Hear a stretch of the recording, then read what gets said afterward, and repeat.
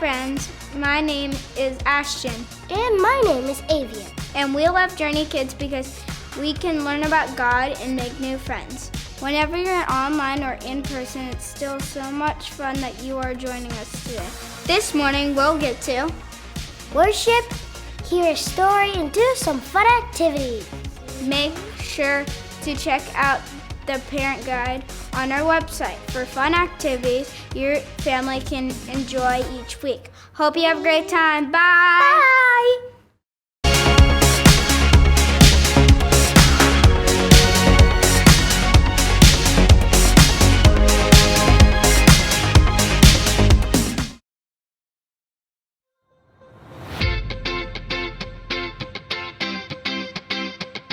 Get ready, get set, ready, set, move! You've been with me from the start. You're the one who knows my heart. You are there for me, Jesus. You are showing me the way, love and kindness every day. You are helping me, Jesus. So I'll follow you, here and there and everywhere. I know it's true, you're always by my side. I'm ready for the time of my life. I'm set on doing what you do. I'm gonna share your love with the world. Ready, set, move!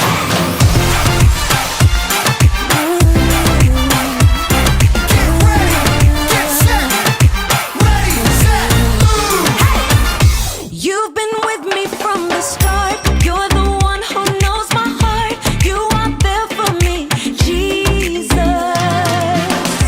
You are showing me the way, love and kindness every day. You are helping me, Jesus.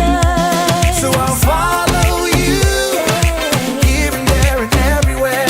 I know it's true, you're always by my side. I'm ready for the time of my life. I'm set on doing what you do. I'm gonna share your love with the world. Ready, set, move! Hey!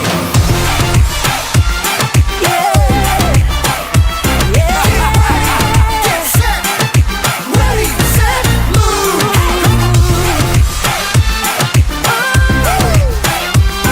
Get ready, get set, ready, set, here we go!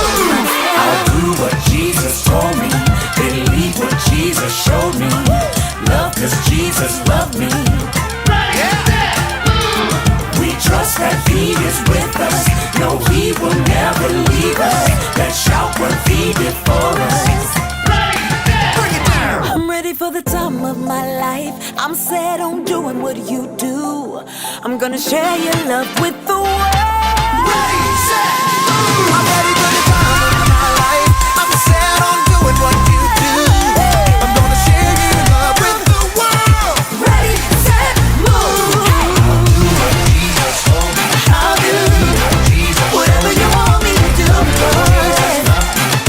ready, set, move! Trust in you. Trust in you.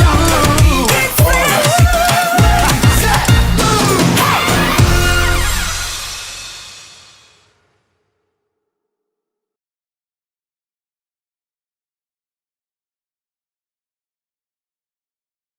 Norway!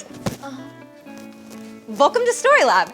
This week, we're talking about faith, while we take a global look at what it means to encourage each other. Skylar!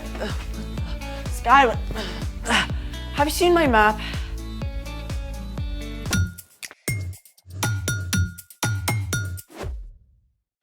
Hey, I'm Skylar. And I'm Sebastian, We're talking about faith. which is trusting what you can't see because what you can see. I know something awesome that you can see. What's that? Your family and friends around you on Sunday morning or wherever and whenever you do church. What am I supposed to trust because of that? That church is way bigger than where you happen to meet. In fact, church shows up in all kinds of ways across the entire globe. Have you ever visited a different church in another country? Actually, I have. I visited the Notre Dame in Paris, but I also know someone who grew up in a different place. Venezuela. Hold on. You... Venezuela, top of South America. So, Who's your Venezuelan friend? His name is Italo, and we get to talk to him right now. Way cool. Hi, Italo. Thanks so much for talking with us. Hey guys, thank you for having me. So, you've been part of or visited churches in a lot of different places, right? Yeah, that's right. Well, first I grew up in Venezuela, where I served on the kids and student side. That church grew for nearly 5,000 people while I was there. Then I moved to Costa Rica to work there with a smaller church. And then I have been thankful to be on training with other different churches in Mexico, Puerto Rico, Panama too. Hold it. Let's see all of those on a map. Wow. What were some of these different churches like? Well, in Costa Rica, I did a missionary training and I visited churches in the jungle to help with the construction there. Some of them, they were really remote, like they didn't have running water, electricity at all time. It was different. Wow. That's really hard. Yeah, it's a little bit hard for them, but even the people in the villages, they don't have anything. They're really joyful. They see them worship God is like nothing I have seen in other place. The people there were completely committed to loving God and to serve others. What are some of the ways you've seen God work in the churches you visited? Yeah, one thing I love is that a lot of these churches really value the personal relationship. When you're going to these churches, even if they are small or bigger, the people know your name. Like you feel when you go to a church, you are part of a family. And after church, the people just hang out, they share a meal. It's not just come here, sit down, and that's it. So it's just great. So great. What are some of the ways you've seen Jesus followers encourage each other? Well, one church I worked with in Puerto Rico was growing super fast, but they didn't have a building. So another church said to them, hey, we're not using our building in the afternoon, so come and just use it for free. Like just have your church in our church. That's awesome. Yeah, and in Costa Rica, the church I was working with, they had a partnership with this place called the Hope Center. And they are, because they still are there in a really bad area of the city. And some people of the church were challenging each other to help there. And now they give meals every day for more than 300 kids. And that's a lot. That's for some of those kids, that's the only meal they even have in that entire day. Is there a way you personally experienced encouragement from the church? Yeah, for sure. Like, for example, this one family opened up their home for me to stay with them for almost 5 months. They even gave me a chance, to just come to the United States, stay with them, like no charge. They fed me, they gave me a room for myself. They didn't ask for anything. They just want to make me be part of their family. That's so cool. Italo, it has been great talking with you. Thank you so much for your time. No, thank you guys for having me. It was a pleasure. See ya. Bye. I love hearing these stories. It makes me want to travel and see what God's doing all over the world. Speaking of which, it's time for... The story before the story. Today, we're in the book of Hebrews, a letter written to early believers in Jesus. But before Hebrews, way back in the very beginning, out of a deep, deep love, God made an amazing world. But when people turned away from God, the world was broken. God made a plan to draw people back into relationship. So, at the right time, God sent Jesus, God's very own son, to live among us. Jesus gave up his life and was killed. But on the third day, he rose to life. After Jesus returned to heaven, the early church grew quickly. But some believers became confused or distracted and started to forget their faith in Jesus. Which is where our story starts. Take it away. Hey everyone, I'm Erica. Hey, Erica. The book of Hebrews is a letter written to Jewish believers in Jesus, likely by a friend or follower of the Apostle Paul. The writer wants to remind these believers that Jesus is more important than anyone or anything else, ever. He challenges them to hold on to their faith in Jesus and to encourage others in the church to do the same. Chapter 10 says this: Let us hold firmly to the hope we claim to have. The God who promised is faithful. Our hope is in Jesus, who made a way for us to live forever with God. But like the Hebrew believers, it is so easy to get distracted from that hope. We hear constant messages telling us that hope is found in buying more stuff, in doing more activities, in zoning out from our problems. So in the midst of all this, how do we stay focused on our true hope? Hebrews continues. Let us consider how we can stir up one another to love. Let us help one another to do good works. One way to hold on to our hope in Jesus is by acting on it. We can encourage each other to show God's love to the world around us. Rather than just telling our friends to do good things, we can encourage them by living it out ourselves. So what do love and good works look like? One way to put love into action is to put others first, whether it's first in line or letting your friend choose the game you play together. Another way to show God's love is by sharing what you have. It could be sharing your lunch, choosing to give away some of your toys, volunteering your time to help someone out.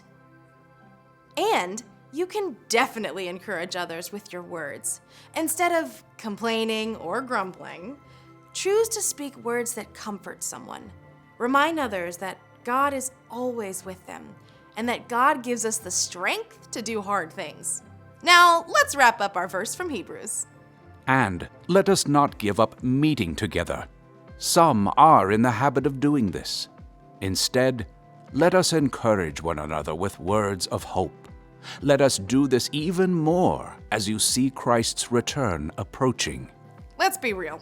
Even though texting someone is great, it's just not the same as spending time with them in person. We need each other. One way to meet together is at church.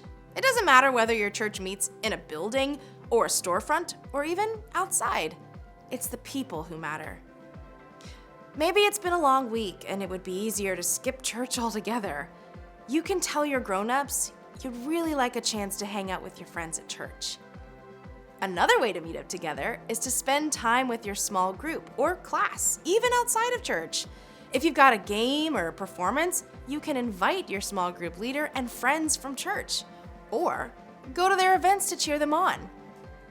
And you can meet together just by hanging out with friends who love Jesus.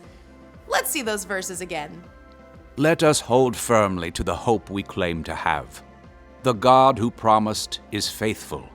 Let us consider how we can stir up one another to love. Let us help one another to do good works. And let us not give up meeting together. Some are in the habit of doing this. Instead, let us encourage one another with words of hope. Let us do this even more as you see Christ's return approaching. At the end of time, Jesus will return, and God will make right everything that's wrong.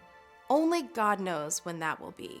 But in the meantime, we have an amazing opportunity to encourage each other to stay strong in our faith in Jesus and to show God's love to the world.